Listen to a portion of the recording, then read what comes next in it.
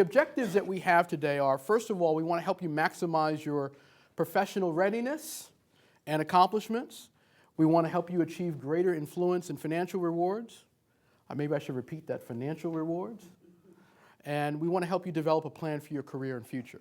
We want to make as much money as we can. We want to have as much influence as we can. Because influence means that you have great ideas. It means you can get things done.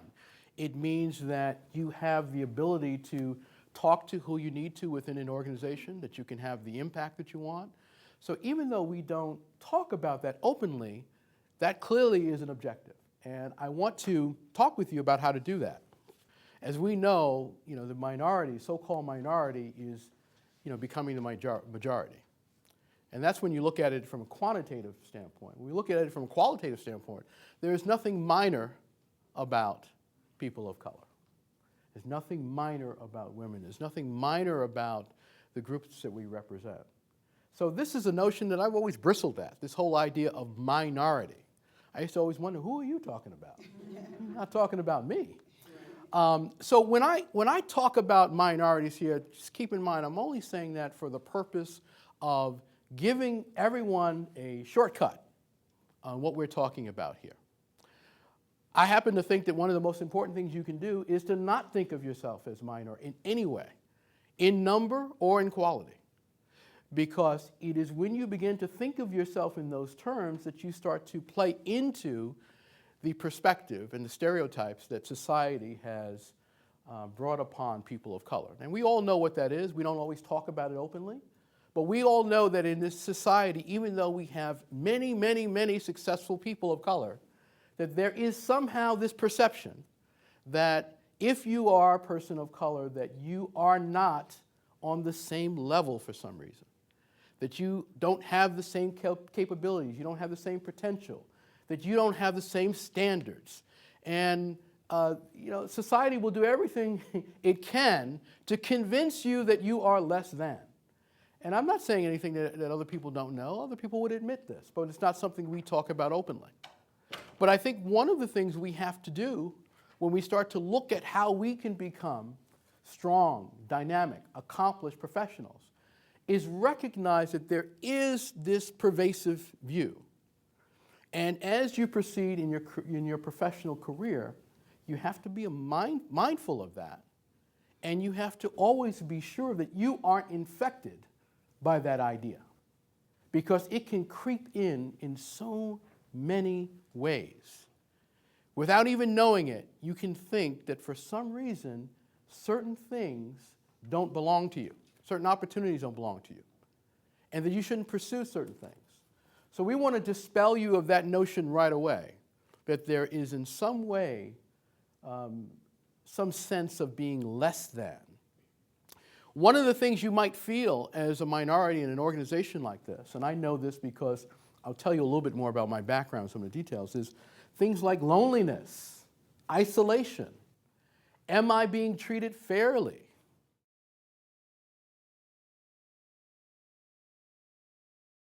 So we had this conversation, and he went home, and then after a while, I realized that there were a couple of problems at work. The one problem was that I was a young guy in charge of a big budget, and he was coming into this organization, and he was looking at what was going on and thinking, where is my authority? Where is my control? Where's my opportunity to put my stamp on things? Can I just let this guy do what he's doing? And I would say that there was another part of that. The other part of that was maybe not even something he was aware of, but he saw me as a young black kid who had not yet earned the right to be in that position. Now, I don't fault him for that, because that was new in the 80s. That was very unusual. But this is one of the things that we don't talk about that is quite common. When someone sees you in a position that's unusual, what happens is their programming starts to take off. And they start to see you through a lens that they don't even know sometimes that they're seeing you through. So what do you have to do in that situation? You have to be aware of it. You have to be aware of it. And the worst thing you can do is become resentful and angry and combative about it.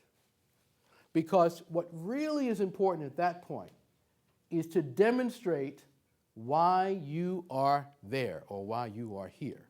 And one of the best things that can happen to you as a minority professional is to be challenged, is to have someone have a perception and to internally wonder, are they thinking this or are they thinking that? And you know you go through that all the time. Social justice is self-justice. Forget about social justice. You need to have justice for yourself.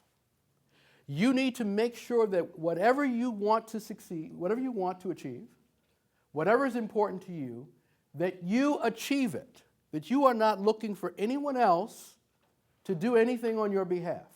It is really nice when they do. That's a wonderful thing. But the most important thing is to give yourself justice. In your notes here, I've talked about 5 spokes in the wheel. This is my perspective on what it takes to steer your own career. One of the most important things you can do as any kind of professional, but in particular as a minority professional. What don't you know about your organization? One of the shockers to me when I came to corporate America is that most people didn't know what their company did. Can you believe that? They know their department, but they don't know what their company does. Now, I know it may shock you, but you ask some of the people that you know, they will tell you about their department, what it does, or they'll tell you about their division. But if you were to ask them, well, what makes your company successful? How does your company make money? I see them on the news, and how does that work? Most people don't know. So being conscious of what you know and what you don't know is important. I was always conscious of what I didn't know. And it used to scare me because it seemed like it was a lot. Like, my goodness, I don't know that either. And so that used to make me very nervous. The second is pride. In fact, say this with me. Say the word pride. Pride. Yeah. You know, don't be afraid of the word pride as a minority professional. Because one of the things that made a Jackie Robinson, a Martin Luther King, a Harry Belafonte, whoever you want to talk about, is pride. They were able to look at others around them and others before them and say, I am going to be like that person. So pride is about self-dignity, it's about respect, it's about appreciation, not only of what you bring as a minority professional, but what all those have brought before you and all those around you bring. So you must be conscious of that, and in fact, there are times when it is only your pride that is going to power you under difficult circumstances. It was pride that made me say, okay, what would my father want me to do? What would my grandmother want me to do? What would these other people do in history who are challenged in this way? How would they handle this situation? The next is competence. Say with me, competence. Now, competence is something you can't avoid. If you are not competent, you could be as proud as you want to be. You got to be competent. You got to have knowledge. You got to be able to get results. You know, if they come to you and they say, where's the report? You better have it with you or be able to find it on your computer. You have to be competent. And what happens a lot is sometimes a young person will come into an organization as a minority and they'll be focused on these other things. Awareness. You know, I'm aware. You know, I'm a minority here. I'm feeling good. I'm proud. You know, and I'm one of the first people here. This represents my education, my skills. But they might not be as competent as they can be. And competent is scary because there's a lot to learn, particularly these days. There's a lot to learn about what makes an organization successful. The other is partnering. Say with me, partnering. Now, with partnering, we're talking about alliances with the right people in organizations. One of the things we have to do collectively is always focus on partnering, building partnerships. And that's the objective, is to always find a way to partner. And the last thing is balance. Say with me, balance. Balance. And that's steadiness, both intellectually, emotionally, and professionally. So let's talk about these things individually, these 5 spokes, and what they really mean more deeply. The question is, what should be your goal? Am I here just to have a job? Am I here to get compensated well? Am I here to contribute to what the organization does? Awareness is a key part of that. One aspect of your awareness is your cultural assets. What do you bring culturally to the organization? Being aware of that. What you have to do as an individual is become very aware of all of these things that are going on. Nothing should really escape you. What's happening in our industry? Who's being promoted? Who isn't being promoted? Back in the 80s, when I was talking about making the shift in our marketing materials, I was culturally aware. So I was on the right side of that discussion. So when others were saying, well, why are you doing this? Why don't you show this rather than this? And I could say, well, look at our customers. Our customers are changing. Look at the people that we are knocking on the door with. And look at this whole group of individuals that are coming behind them. We want to not market like we're in the 40s or 50s or 60s, but we want to market like the 80s. We are well prepared culturally to see individuals of color ascend in certain categories and have pride about that.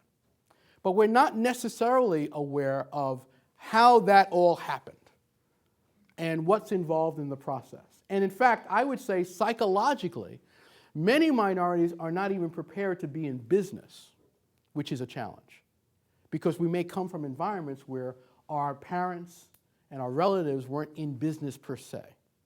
One of the things that's most important is understanding what drives your business and your organizational practice and your organizational culture. That is even more important than anything, because the same step in a different organization can have a different impact.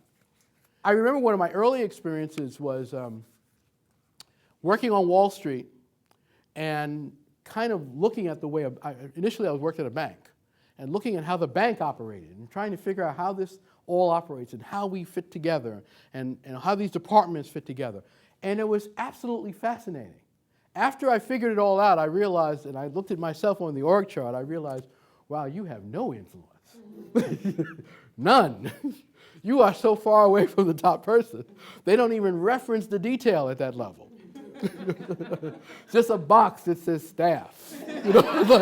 And you are somewhere in there somewhere. And I knew that one day when someone I was working with, and he said to me, hey, let me show you the executive floor. And he took us up to the executive floor, up to the 45th floor at Wall Street, and we're looking out the window, and the elevator opens up, and the security comes out. And he says, gentlemen? And I thought, yeah, this is a beautiful view, isn't it? And he said, you're not supposed to be up here. I said, oh, really? He says, how did you get up here? We said, we just walked in the executive elevator. We didn't know any better, we just did it. One of the things that has helped me in my career is I've always had a proposal going, always. When I think back, and one of the most effective things that I've ever done in my career, a very simple thing you can do in this organization is look at what are they talking about in all of the periodicals out there that chronicle the most important developments, say in technology or advertising or branding or anything like that. Most organizations are behind that. They're not ahead of that. They're behind that. So if you just go to Ad Age, or if you go to Business Week, or if you go to any of these publications, read the details of these digital conferences. Read what they're talking about. What kind of issues are they dealing with mobile? What kind of issues are they dealing with, with their rewards programs and all these other things? And you will find a whole host of things that this organization has not figured out yet. And my career is this. I was in college, and while in college, I had a devastating fire in my apartment.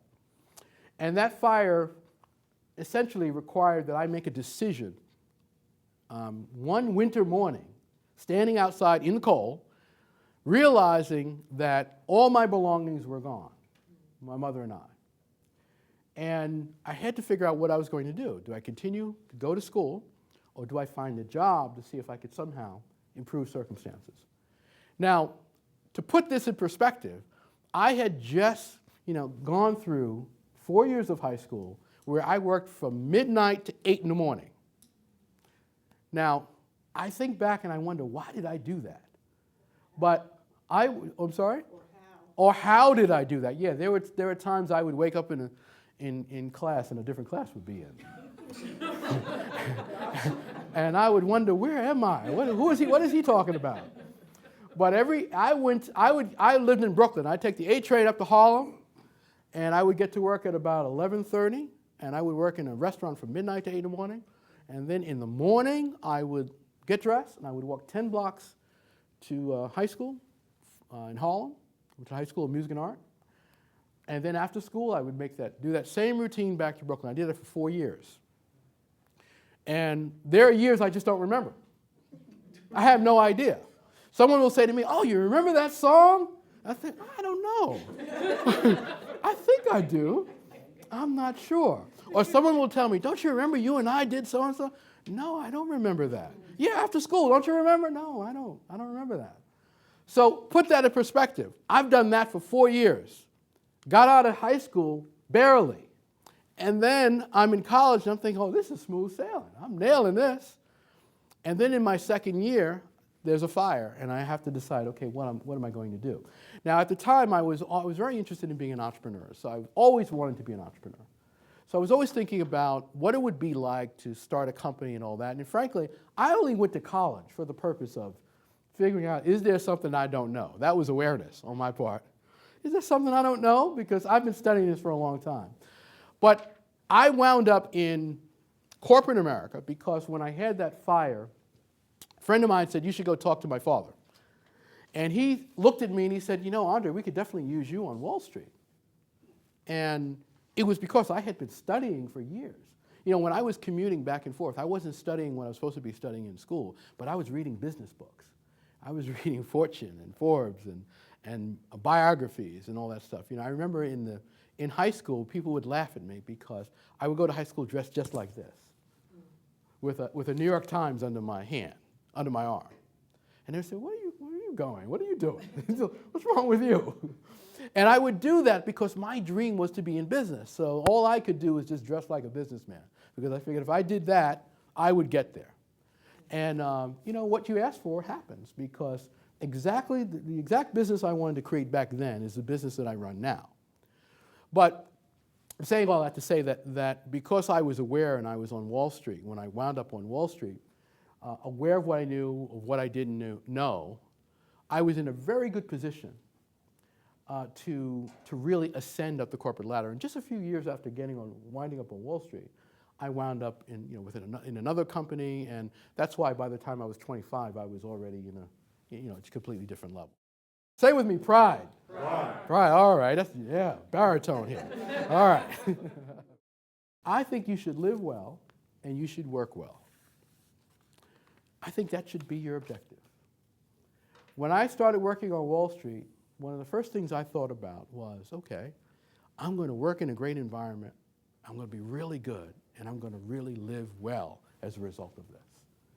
And I think that should be all of our objectives, is to put ourselves in a position where we're not only proud of the work we do, but we're proud of the way we live, the ideas we're involved with, the people we associate with, the kind of home we can create for ourselves, the kind of friendships we develop, the way we feel within our home. There's no point in doing it otherwise. No point in doing it otherwise. So pride is a powerful force. If you look at my office at home, I've got photos of all of the people I admire, from athletes to politicians to business leaders. They just cover the walls. And whenever I have some doubt or some challenges, I look up and I think, would any of these people give in to this situation?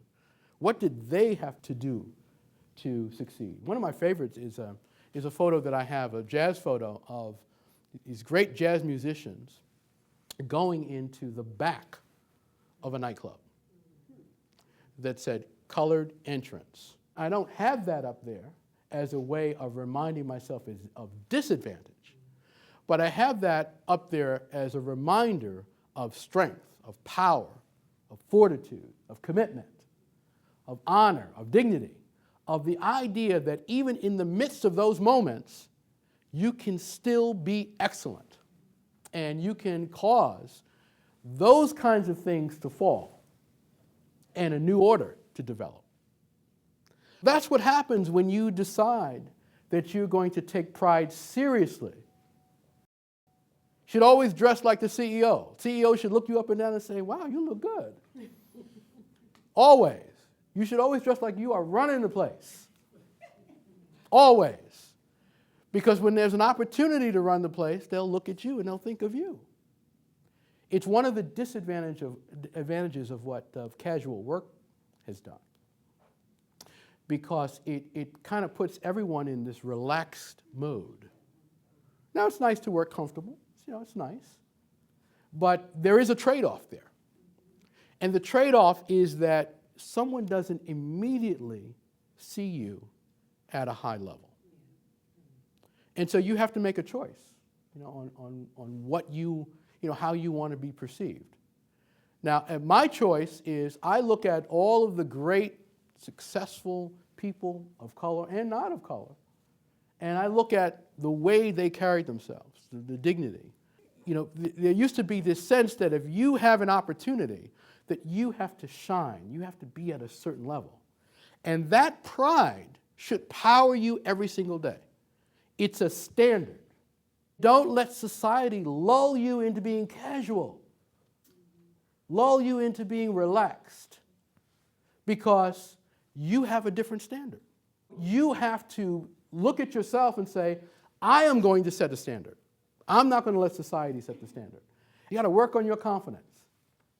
I've been running my own business for decades, but I work on my confidence every morning, every single morning.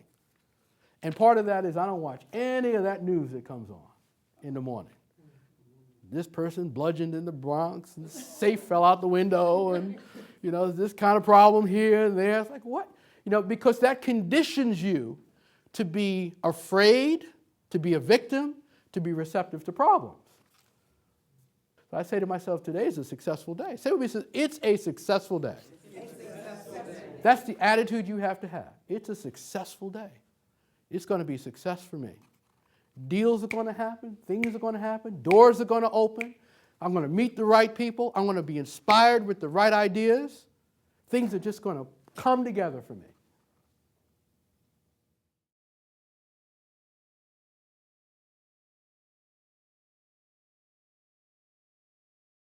Think about competence. How can you become the best at what you do? How can you become so good that people look at you and they marvel, wow, look at the power that he or she brings to the job. Look at that person's perspective, their insight. Look at how they nailed that situation. Look at how they stood up to the challenge. And if you can bring that kind of competence to what you do, it will reinforce that confidence inside you, confidence and competence. And you'll just get better and better and better. And you'll set a standard that people around you will see, and they'll want to be like you. And you'll raise the bar of every single person in the organization. And there won't be any of this sense that, maybe a person of color is not the right person for this job. Not that people say that overtly. But you can bet when someone looks at you, they see everything. So if you have decided that your brand is competence, excellence, greater than excellence, achievement off the charts, unbelievable success. This is a person that just nails things. You give it to that person and it is done. You become that person. Everybody's going to want you in their organization. Everyone's going to want you in their department. One thing you want to do with competence is really nail those skills that are most important in corporate America. And I can tell you what those are. Writing. If you are not an excellent writer, you need to work on your writing. I used to work on my writing every single day. Write myself notes, write other people notes, proposals, all kinds of documents. You should be writing all the time. In this society, a lot of people don't like to write. They don't like to read and don't like to write. And those are the two things that are most important to your success. Because when you read, you become aware of things that people who don't read are unaware of. Because they won't take the time. And you're not doing it just for the USTA, you're doing it for yourself. You're doing it so that you will have knowledge and perspective that others around you don't have, that isn't common. So reading is important. Writing is important. Communication skills are important. Presenting skills. Follow-up skills. Social skills. These are crucial skills to succeed in a professional environment.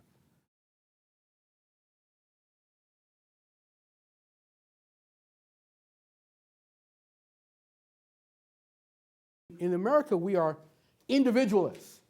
We're all thinking about how we can succeed and how we can accomplish certain things.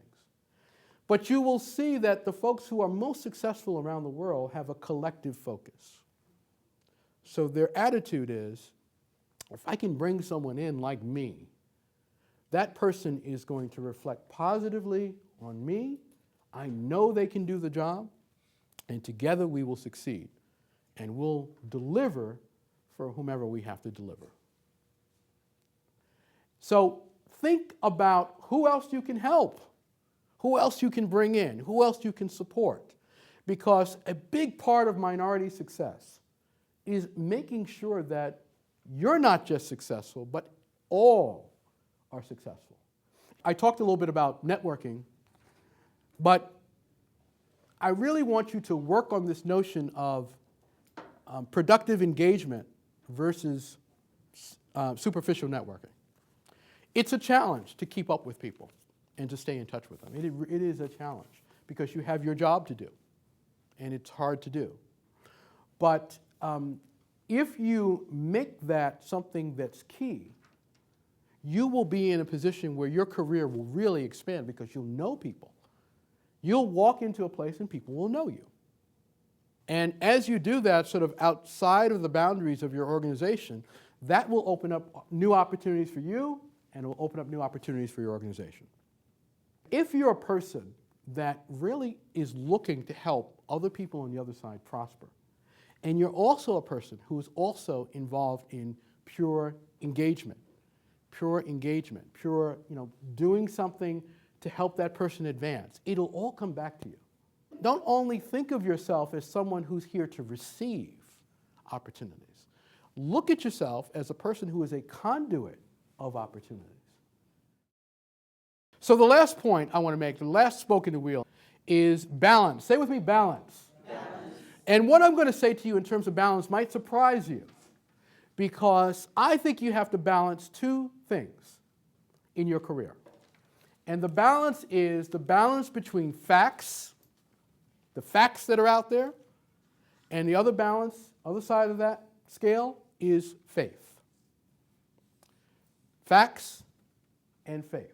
The world is so fixated on evidence, statistics. Let's analyze how things happened before. And if the leaders of the civil rights movement had done that, there would have been no chance. Because there was no evidence that black people would succeed, that black people could rise to certain levels of society, that it was fair to do certain things. There was no evidence. There were laws written, against that. So in your career, you have to be able to look at the facts and say, okay, here's where we are. Civil rights movement had to look at the facts. Here's where we are. Here's the situation. But then you have to say to yourself, okay, I have to have a degree of faith that I'm going to set a goal, and I'm going to do everything I can to put myself in a position to achieve that goal. And I'm going to have faith that that amount of energy and focus is going to get me there. And in my career, I've done that again and again and again. I have proposed things that have been outlandish, at least to the people who were receiving the proposal. But I was balancing the facts, and I had a certain degree of faith. And the facts said, well, this can work, or this is something we're not doing, or this is something we should do. And my faith said, I'm going to stick with this. I'm going to keep going at this. I'm going to keep finding a way to do this. And I think that that is one of the unique attributes of minority professionals. You have to have faith. Because you come into an organization very often where you don't see people like you in certain prominent positions. So you have to have faith that if you do certain things, if that is what you want, if you want to rise to a certain position, that you can. Don't be afraid to tackle something where there's no evidence that you can succeed. Don't be afraid of that. Decide what's right for you, decide what's right for the organization. Decide what's right for your customers, your members, your supporters, and your partners. There will be times when you should do business with someone, and you'll wonder, how do I do that? It doesn't seem to fit. But you should find a way to do it because your gut tells you there's something there. There's some opportunity there. Or there might be something you want to pitch, and you think, wow, I don't know how they're going to receive this. But you should be willing to proceed despite evidence. In my own businesses, I proceeded all through the 80s and part of the 90s working in corporate America. And I always wanted to be an entrepreneur, so at some point I decided I had to do it. There was really no evidence that I was going to be able to succeed at it. But I decided it was something that I had to do.